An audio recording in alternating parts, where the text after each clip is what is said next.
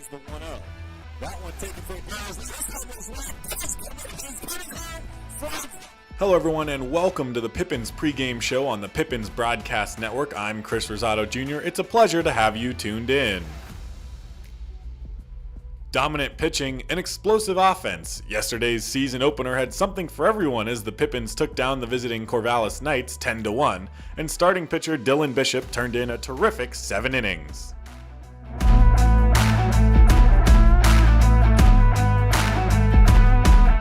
Chase Graves shined on offense last night, scoring 4 of the Pippins' 10 runs, including a 2-run home run in the 6th inning. He also scored the first run of the game for the Pippins and stole a base to go along with it.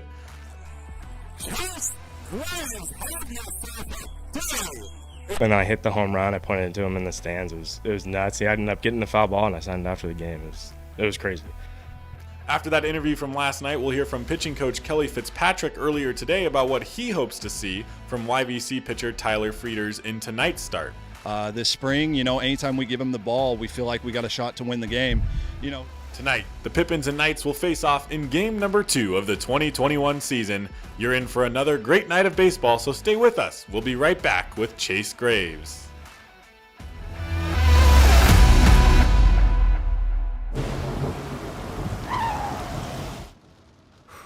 Sure glad we went to Les Schwab.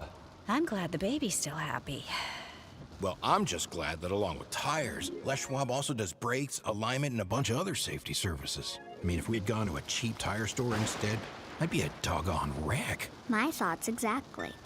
Les Schwab Tires, proud to be ranked #1 in overall customer satisfaction for aftermarket tire replacement by J.D. Power 2 years in a row. Our staff loves baseball, and we know how to match you with the perfect vehicle that fits your baseball lifestyle. We know that you'd rather be getting ready to head to the field or the big game, so we make sure you have the most efficient and stress-free experience as possible.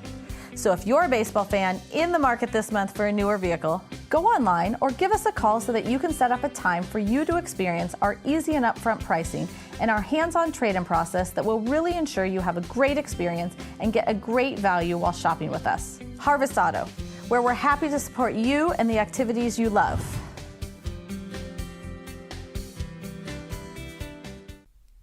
Pippins fans, I'm here with Chase Graves as part of the Cascade Natural Gas post-game show. Chase Graves is our Cascade Natural Gas high-efficiency player of the game. You had a tremendous performance offensively and defensively, but first, it's a 10-1 victory, opening night, as sold out as it could be with the current capacity restrictions in place. Fireworks after the game. How are you feeling right now? It was a blast. The fans were great from the first pitch, and it was fun to get a win, especially against a good team, and it was really fun. Good group of guys out there, and it was a blast. Now, Chase, you had a lot of tough plays defensively out in center field. We'll get to the offense in just a second, but defensively, you had a lot of tough plays. Some went your way, some didn't go your way. But you got to start today. You saw a lot of action this season, but you didn't get a lot of starts. So what was it like starting in the starting lineup here today and being able to make all those plays out in the field? Yeah, you're right. I wasn't a lot of starts for the college season, but it was fun to get a start today. See your name in the lineup out in center field, and it was just fun. I played loose today, and every ball that was hit out there, I go after hard, and some you catch, some you don't, but as long as you give a good effort, that's all that matters. Yeah, you certainly made the most of a start here. You started the game off reaching on an error by shortstop Spencer Scott, and then ended up coming around to score off that weird ball off the bat of Donald Saltzabon Jr., but who can forget in the 6th inning, adding on to an already 4-run lead by the Pippins with a 2-run shot to right field. But I'm told the most exciting part of that home run actually wasn't the hit itself, but what happened right before. Yeah, it was a crazy moment. I was on the on-deck circle, and this kid's asking me who I am, where I'm from, and all this stuff. And he's telling me I got to hit a home run this at bat for him, and if I do, then he'll go get the ball, and I'll sign it for him, and whatever. When I hit the home run, I pointed to him in the stands. It was nuts. He ended up getting the foul ball, and I signed after the game. It was crazy. Yeah, just a great story there. A 2-run home run. It was the 3rd time you scored in the game, made the lead 7-1. Of course, then you guys added on to make it 10-1 in the 8th inning. How does it feel to have such a big victory against a powerhouse, a perennial powerhouse like Corvallis, to get the start of the season going? It's huge. And from the first pitch, I felt like we were winning the game all 9 innings. And it was, like I said earlier, it was just a blast. And it was fun to win and do good. And our pitching was phenomenal today. Our starter was great. And so, yeah, it was awesome. That's Chase Graves. Tonight, great both offensively and defensively, and that's why he's our Cascade Natural Gas high-efficiency player of the game. Thanks for tuning in to the Pippins post-game show presented by Cascade Natural Gas. Stay connected and let Perry Technical Institute provide you with essential skills to take your career to the next level.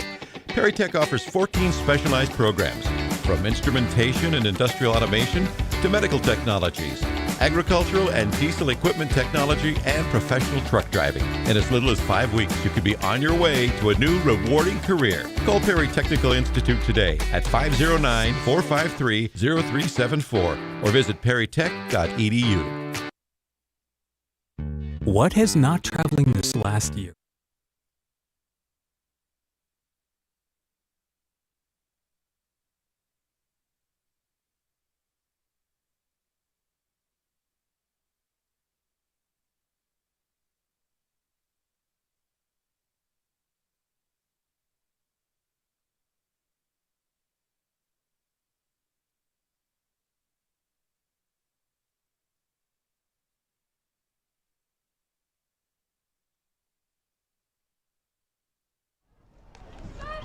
Pippins fans, welcome back inside Yakima County Stadium. We are now live, moments away from first pitch. We apologize for starting a bit late there, so we will not be able to see the interview with Pippins pitching coach Kelly Fitzpatrick.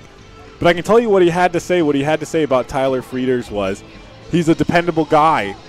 Every time he steps up on the mound for the Yaks, or stepped up on the mounds for the Yaks this season, they felt like they had a good opportunity to win. And with the offense that the Pippins showed last night, just a small chance may be all that they need here in today's contest. Frieders for the Yaks pitched to a 6-1 record, 2.14 ERA in 46 1/3 innings pitched. Here to lead things off for the Corvallis Knights is the shortstop Travis Bazana. He moves up a spot in the order today. First pitch from Frieders on the outside corner for a strike. Bazana said something to the home plate umpire. It's hard to tell whether he was upset or simply asking, is that the end of the zone? And it must have been, because that one a few inches to the left, called outside for a ball. So the 1-1 count to Bazana from Frieders. Swung on and lined up the middle into center field. It'll bounce in front of Chase Graves, and Bazana is on with a base hit. Bazana was a tough out yesterday, went 3 for 4 in the game. Of course, the Pippins won that one 10-1. Home plate umpire here today is Eric Swift. The field umpire is Jordan Smart. The same officials from yesterday, though they have swapped roles here in this one. So that brings to the plate Ethan Lovelace, the right fielder. He takes the first pitch off the inside corner for a ball.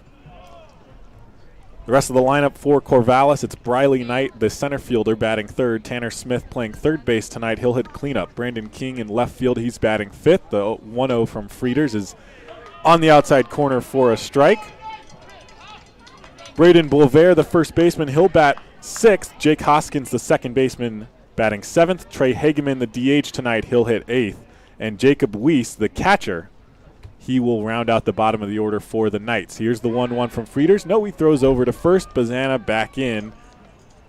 And nothing going there. So it's a 1-1 count. Nobody out here in the top of the first inning. Travis Bazana on at first after singling. Ethan Lovelace at the plate. Lovelace hitless so far in this young 2021 campaign. The 1-1 swung on this one high into center field, high enough that Chase Graves will be able to get under that one and make the catch for out number one.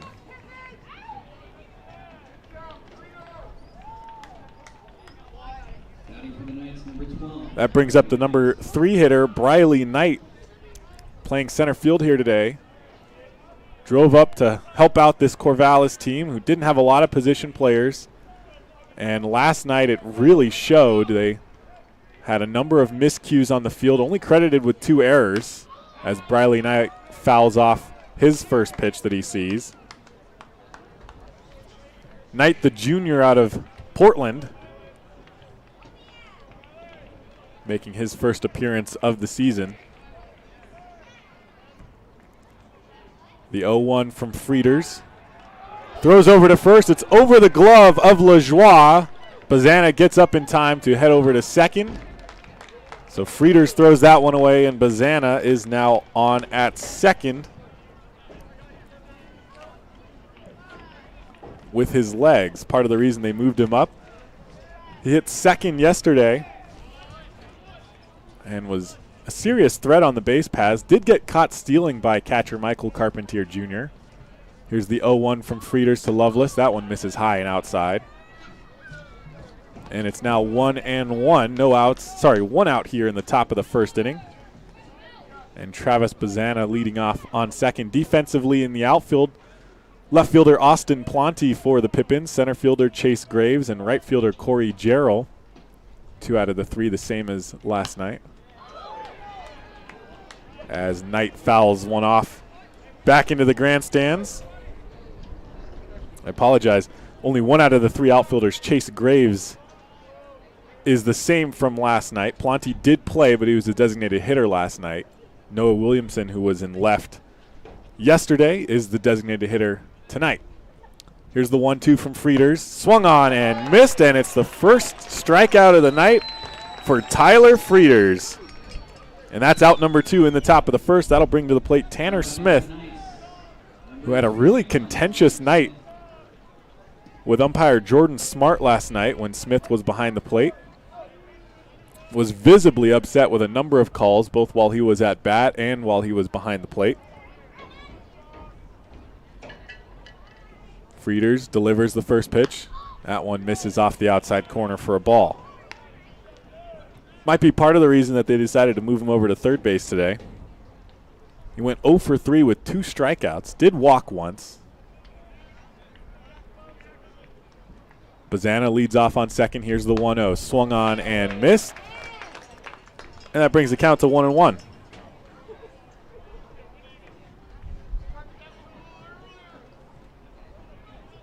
Frieders had 43 strikeouts in 46 1/3 innings this year for the Yaks. 1-1. A breaking ball swung on and popped high into center field. Chase Graves under it, though he misjudged it initially. Does find where it's going to land and makes the catch for the 3rd out of the inning. That'll bring us to the bottom of the first. The Pippins' first time at bat. We'll be back. You are listening to Pippins Baseball on the Pippins Broadcast Network.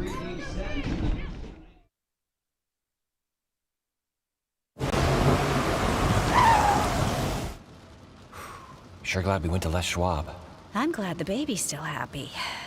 Well, I'm just glad that along with tires, Les Schwab also does brakes, alignment, and a bunch of other safety services. I mean, if we'd gone to a cheap tire store instead,